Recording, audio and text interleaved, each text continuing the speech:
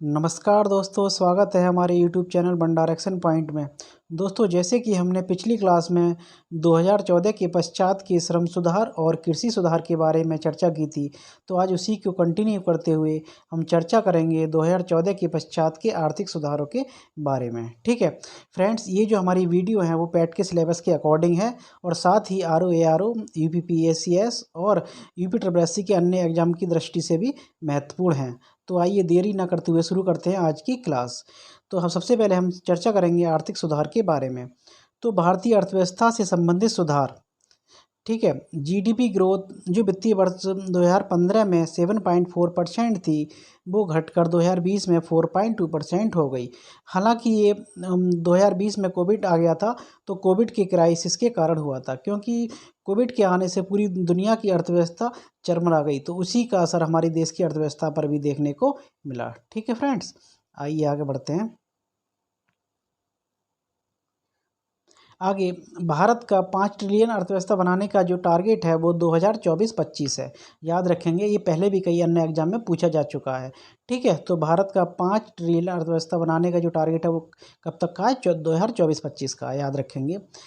इतिहास में पहली बार लगातार 2 तिमाही निगेटिव ग्रोथ देखने को मिली 2020 में, क्योंकि 2020 में कोविड क्राइसिस आ गया था, तो उसी के चलते सारी दुनिया की अर्थव्यवस्था पे फ़र्क पड़ा था, तो उसी के फ़र्क हमारे देश की अर्थव्यवस्था पर भी देखने को मिला था, जिसके तहत 2020 की 2 लगातार कंसेक्यूटिव क्वार्टर में निगेटिव ग्रोथ देखने को मिली थी। ठीक है, वहीं बात करें फॉरेन ट्रेड की बारे में, तो 2014 में जो आयात मतलब इंपोर्ट 447.6 बिलियन तथा एक्सपोर्ट 310.1 बिलियन था, जो वर्ष 2022 में बढ़कर 610.22 बिलियन तथा निर्यात 417.81 बिलियन हो गया। ठीक है, कई महत्वपूर्ण योजना 2014 के बाद सरकार द्वारा आर्थिक सुधार के लिए चलाई गई, क्योंकि 2014 में भारत में सत्ता परिवर्तन देखने को मिला था, और जब भी कोई सत्ता परिवर्तन होती है वो अपने हिसाब से नए सुधार, नए रिफॉर्म्स करती है। ठीक है, तो उसी के चलते नई नई योजनाएं देखने को मिली थी। आइए डिस्कस करते हैं आगे। सबसे पहले हम बात करेंगे जनधन योजना। जनधन योजना, ठीक है, इसका पूरा नाम प्रधानमंत्री जनधन योजना PMJDY है, जो वित्तीय समावेशन के लिए एक राष्ट्रीय मिशन है। ठीक है, इसकी शुरुआत 28 अगस्त सन 2014 को हुई थी। ठीक है, आइए देखते हैं आगे। उद्देश्य, सभी को बैंकिंग प्रणाली से जोड़ना।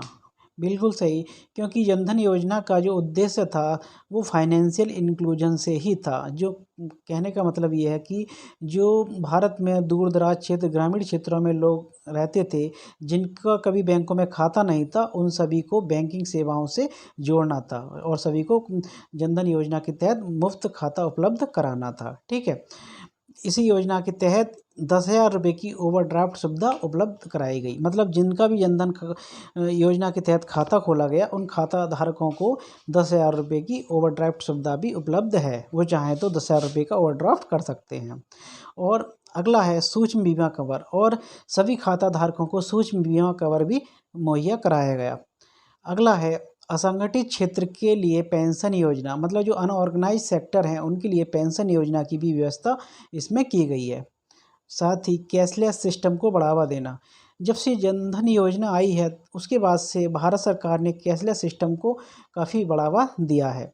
आधार सक्षम भुगतान प्रणाली, यानी आधार इनेबल्ड पेमेंट सिस्टम या रुपे डेबिट कार्ड, जो 2018 में भारत सरकार ने फ्री ऑफ कॉस्ट इश्यू कराए थे, तो इसके तहत कैशलेस सिस्टम को बढ़ावा दिया गया है। ठीक है, आइए आगे बढ़ते हैं। अगली योजना है प्रधानमंत्री उज्ज्वला योजना PMUY। ठीक है, ये योजना 1 मई 2016 को उत्तर प्रदेश के बलिया जिले से शुरू की गई थी। कहाँ से शुरू की गई थी? 1 मई सन 2016 को उत्तर प्रदेश के बलिया जिले से, याद रखेंगे इसको। उद्देश्य इसका क्या था? सभी को मुफ्त गैस कनेक्शन उपलब्ध कराना इस योजना का मुख्य उद्देश्य था। ठीक है, इसकी टैगलाइन क्या थी? अगर टैगलाइन के बारे में बात करें तो स्वच्छ भारत बेहतर जीवन इस उज्ज्वला योजना की टैगलाइन थी।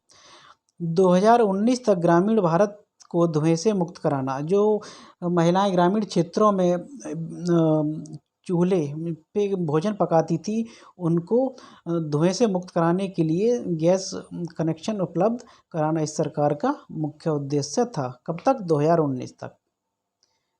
आइए आगे बढ़ते हैं। गिव इट अप अभियान मार्च 2015 में एलपीजी उपभोक्ताओं को स्वेच्छा से सब्सिडी छोड़ने को चलाया गया था। भारत सरकार ने 2015 में गिव इट अभियान चलाया था उन उपभोक्ताओं के लिए जो एलपीजी उपभोक्ता थे, और उनसे ये अपील की गई थी कि वो अपनी मर्जी से सब्सिडी छोड़ दें ताकि औरों को उसका बेनिफिट मिल सके या भारत सरकार को उसका बेनिफिट मिल सके। ठीक है, ताकि जो सक्षम हैं वो अपनी सब्सिडी छोड़ सकते हैं, ऐसी अपील भारत सरकार के द्वारा की गई थी। ठीक है, आगे देखेंगे उज्ज्वला योजना 2.0। ये उज्ज्वला का सेकंड फेज़ है जो 10 अगस्त 2021 को उत्तर प्रदेश के महोबा ज़िले से शुरू हुआ था।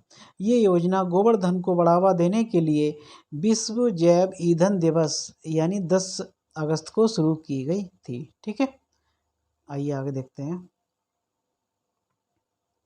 आगे है विमुद्रीकरण, डिमोनेटाइजेशन। विमुद्रीकरण के बारे में चर्चा करें। विमुद्रीकरण का तात्पर्य ऐसी आर्थिक प्रक्रिया से है जब सरकार प्रचलित मुद्रा को बंद करके उसके स्थान पर नई मुद्रा लाती है। ठीक है, 8 नवंबर सन 2016 को सरकार ने 500 व 1000 के नोटों का प्रचलन बंद करके नई मुद्रा 500 व 2000 के नोट जारी किए थे। कहने का मतलब जो करेंसी पहले से सर्कुलेशन में थी उसको बंद कर दिया गया और नई करेंसी इश्यू की गई। ठीक है, आगे देखते हैं। आगे है पॉजिटिव इफेक्ट, मतलब सकारात्मक पक्ष क्या क्या हैं इस योजना के। उद्देश्य देखें, पहला है भ्रष्टाचार पर अंकुश लगाना। ठीक है, बिल्कुल करप्शन को कंट्रोल करने के लिए ये योजना लाई गई थी। नकली नोटों का प्रचलन बंद करना, मतलब जो फेक करेंसी सर्कुलेशन में थी उस पर कैप लगाना। अगला है काले धन पर अंकुश लगाना, मतलब जो ब्लैक मनी थी उस पर रोक लगाना। और आतंक गतिविधियों पर अंकुश लगाना, मतलब जो टेरर फंडिंग में जो करेंसी यूज की जाती थी उसको रोकने के पर्पज़ से भी ये योजना शुरुआत की गई थी। ठीक है, निगेटिव इफेक्ट यानी नकारात्मक पक्ष के बारे में देखें तो 99% से अधिक धन बैंकिंग सिस्टम में वापस आ गया, ऐसा कहा जाता है। तो जो ब्लैक मनी था वो कहाँ गया, ये इसका नकारात्मक पक्ष था। ऐसा सरकार का मानना था या अनुमान था कि जो कई लाख करोड़ जो काला धन है वो बैंकिंग सिस्टम में नहीं आएगा तो वो पकड़ा जाएगा, लेकिन 99% से अधिक धन बैंकिंग सिस्टम में आ गया तो वो ब्लैक मनी कहाँ गया। ठीक है, ये इसका नेगेटिव पहलू है।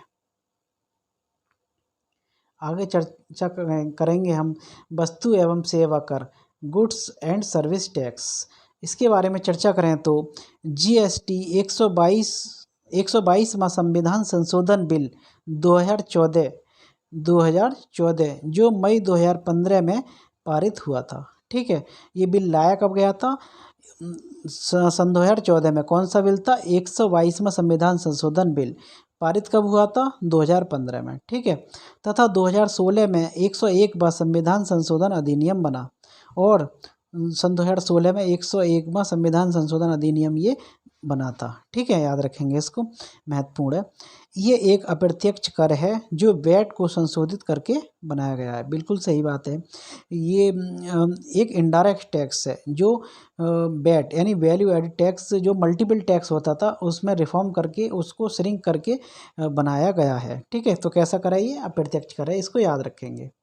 आइए आगे बढ़ते हैं।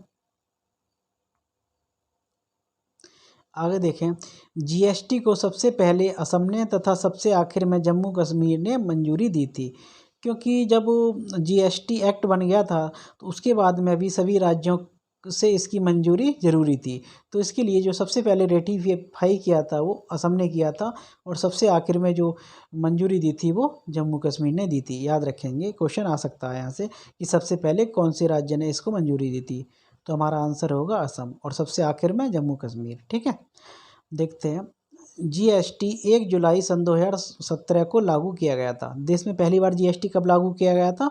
1 जुलाई सन 2017 को। ठीक है। जीएसटी की सिफारिश सबसे पहले केलकर टास्क फोर्स ने 2003 में की थी। सन 2003 में एक केलकर नाम से टास्क फोर्स थी, उसने सबसे पहले जीएसटी की रिकमेंडेशन की थी। ठीक है। आगे देखते हैं महत्वपूर्ण अनुच्छेद। 101वां संविधान संशोधन अधिनियम 2016। ठीक है। ये कौन सी नंबर का संविधान संशोधन एक्ट है? 101वां, याद रखेंगे।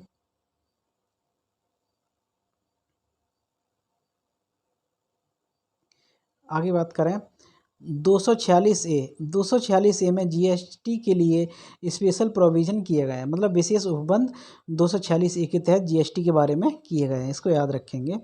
अगला है 269A, जीएसटी का अंतर्राज्यीय उपबंध, मतलब जो inter state levy and collection है जीएसटी का, उसका जो प्रोविज़न किया गया है वो 269A में किया गया है, याद रखेंगे। महत्वपूर्ण आर्टिकल है, एग्जाम में पूछा जा सकता है। अगला है 279A यानी 279A जीएसटी काउंसिल, इसके तहत इसमें जीएसटी काउंसिल का वर्णन किया गया है। कौन से आर्टिकल में? 279A में। पूछ सकता है, कई बार मैचिंग में भी पूछ सकता है और वन लाइनर में भी पूछ सकता है।